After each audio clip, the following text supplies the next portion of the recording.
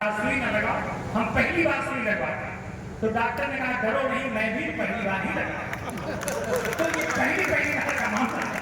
तो मैं चाहता हूँ कि डॉक्टर ए.के. तिवारी के मंच पर है वो आए, और सभी कवियों से एक निवेदन ये है कि घड़ी की सुइयां लगभग 11 बजे के आसपास है, तो अगर हम लोग थोड़ा थोड़ा सुनाएंगे तो सारे कवि सुना देंगे, तो एक 7-8 मिनट का चूंकि समय रहेगा तो सारे कवि उसमें सुना देंगे।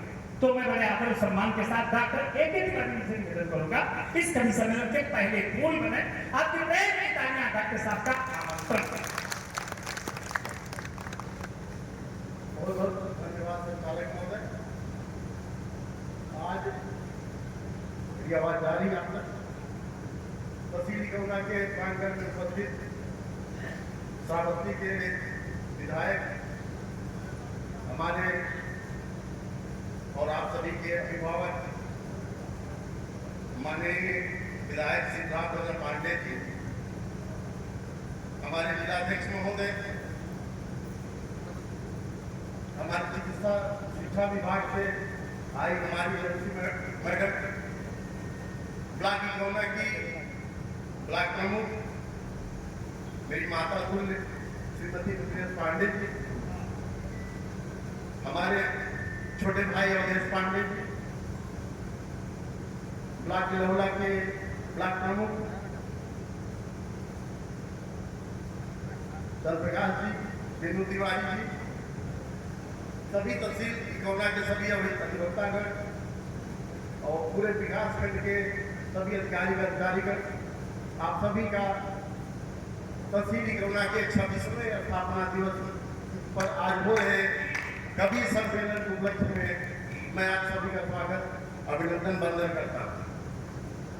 जब मैं यहाँ आकर के बैठा तो मुझे लग रहा था कि स्पीकर साउंड की क्वालिटी थोड़ा सा लो पिच जा रही है, लेकिन जब हमारे गुरु जी उद्घोषण शुरू किए तो मुझे लगा कि माइक में कोई कमी भले हो, लेकिन आपकी आवाज इतनी बुलंद है कि पूरा इकौना गूंज रहा है। तो हम सोच रहे थे गुरु जी जैसे सब लोग खाते हैं चौंतरास खा के आए होंगे, लेकिन मुझे तो अब लग रहा है कि गुरु जी शिलाजीत का चौंतरास खा के आए होंगे। अगर अतिशयोक्त हो तो मैं क्षमा चाहूंगा।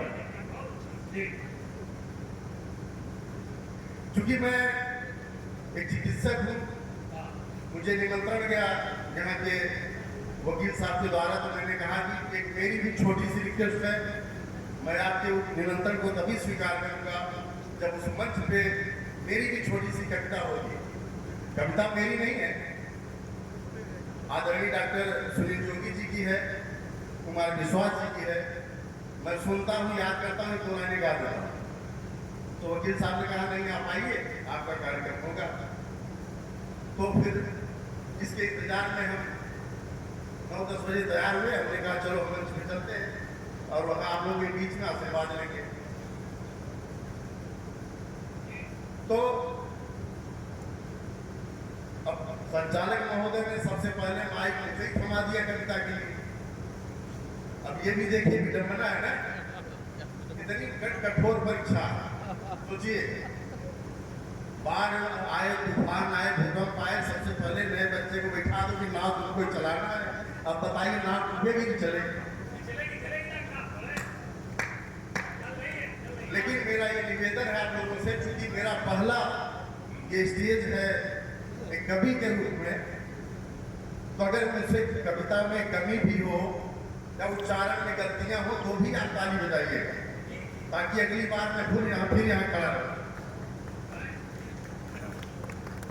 तो बहुत ज्यादा समय नहीं लेंगे, क्योंकि सभी को रोटेशन से करना 2 मिनट का, छोटी सी 2 लाइन की कविता सुना के बैठ जाएंगे। वो कविता है हमारे डॉक्टर सुनील जोगी जी की, जो मैं यूट्यूब से देखता हूँ, उच्चारण करता हूँ। तो उन्होंने कविता पढ़ी है कि प्यार में कितनी समस्याएं होती, क्योंकि मैं अभी उस उम्र में चल रहा हूँ जिस उम्र में प्यार होता है। अभी समय है तो प्यार कर भी रहा हूँ, निभा भी रहा हूँ। तो प्यार में क्या समस्या होती मैं वो व्यक्त कर रहा हूँ, ध्यान से सुनिएगा, मजा आएगा। कि है आंसू में डूबी मेरे प्यार की कहानी, भीतर से है बुढ़ापा जवानी तालियां। नजरों से तेरी नजरें कैसे चुनाए जानी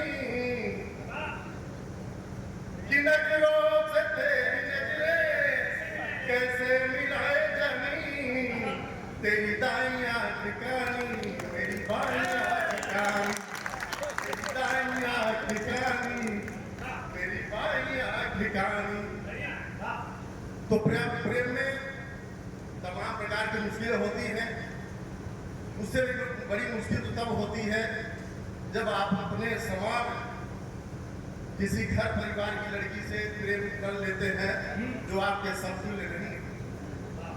अगर वो आपसे ऊपर है नीचे है तो आपको पैरेलल नहीं है। जिस परिवार से आप बिलोंग करते हैं उसी श्रेणी में वो आपकी प्रेम कर नहीं जाती।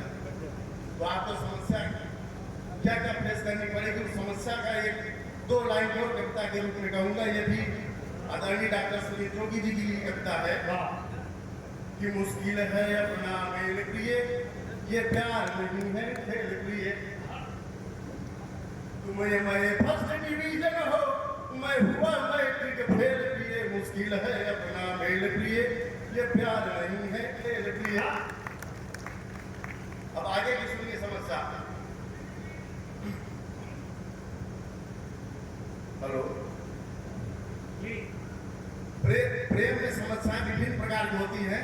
इसी के क्रम में उसी लाइन को आगे तक करते हैं कि तुम फौजी अफसर की बेटी मैं तो किसान का बेटा हूँ। एक प्रेमी अपनी प्रेमिका के बारे में कह रहा है